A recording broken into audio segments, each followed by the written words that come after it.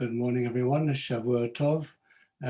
And Francis, lovely to see you in the morning now. And I know that you have your site today for your mother of blessed memory, Fruma Bat Moshe Aaron Werner. Wish you long life. And thank you. Thank you very much. And Laurie, wish you long life for your father's your site yesterday. His neshama have an aliyah. Thank you, Shlomo. Thank you. Laurie and Charlotte are also celebrating their wedding anniversary today. Mazel tov. 28 years, Shlomo. Unbelievable. No kidding. That is amazing. He's put up with me for 28 years. That is really wonderful. Mazel tov. Please God, many, many more happy years Thank together in good health. Thank you. Yeah, that's fantastic. Well, we've been reading these letters for quite a long time now, but I'm afraid we've more or less come to the end of the book, or at least the letters which we're reading now. I don't think will have sufficient interest because they deal primarily with matters relating to Israel.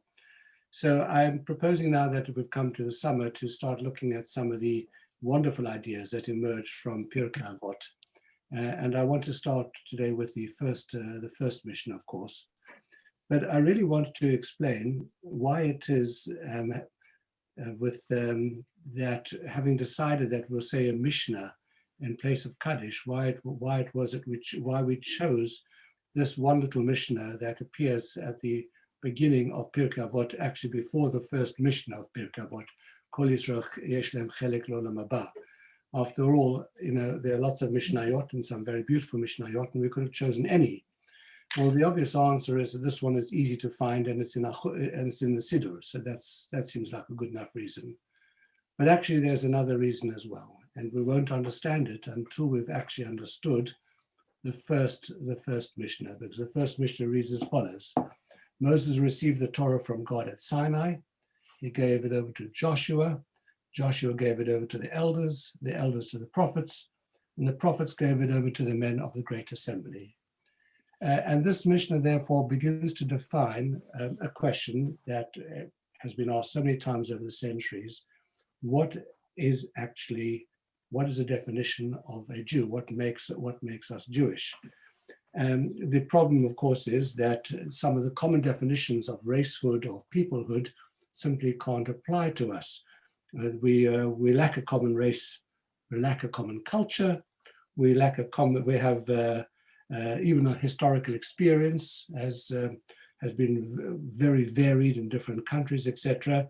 While we all have a connectedness to the land of Israel, we have, for the greater part of the last 2,000 years, the majority of Jews have not lived in the land of Israel. So what is the binding factor that therefore defines us as Jews? And the Mishnah seemingly goes on to define this for us by telling us that what defines us as Jews is that the Almighty chose us from the nations of the world in order to perform a particular task, and He gave us the instrument through which this task would be performed, and that was to bring godliness into the world, to bring the divine into the world, to orientate the world to understand that there's one God. And the instrument that we were given to do this is, of course, the Torah.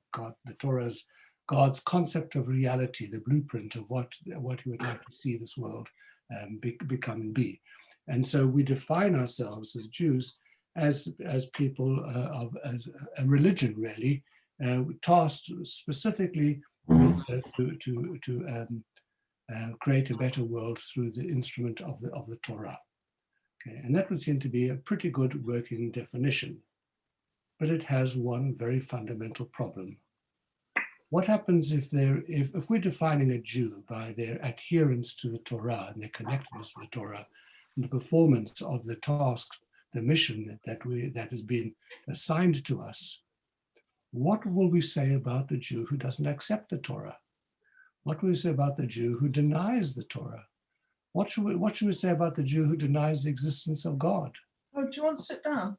And as a matter of fact, they actually constitute quite a large number of people, particularly throughout all the ages, and certainly in our very assimilated age. So if we're only going to define Jews in terms of their performance of Torah and performance of the mission, then we seem to be excluding a whole bunch of Jews. Are we going to say that they are not Jews because they are not adhering to the religion? And that is the problem with defining Judaism as a religion.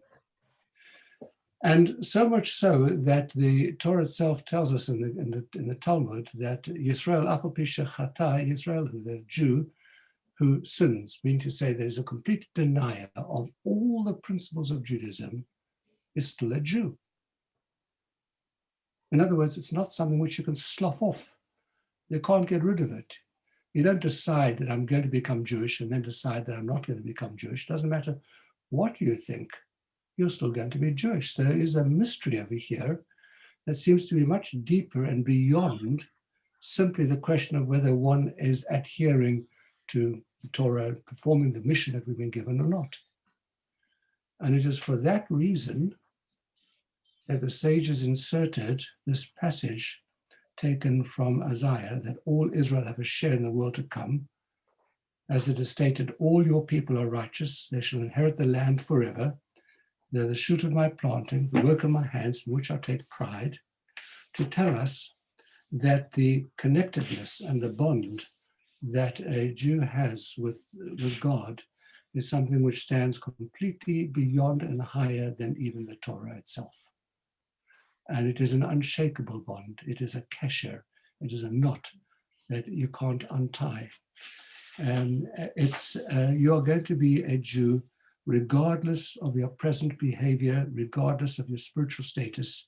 You are bound by an invincible knot with Almighty God. And the sages put this in right ahead of what we would consider to be the working definition of a Jew, to tell us that you're making a big mistake. It's not the Torah that defines us as Jews. It is our relationship, our essential relationship that every single Jew has with God, irrespective of whether they are the biggest tzaddik or the biggest sinner.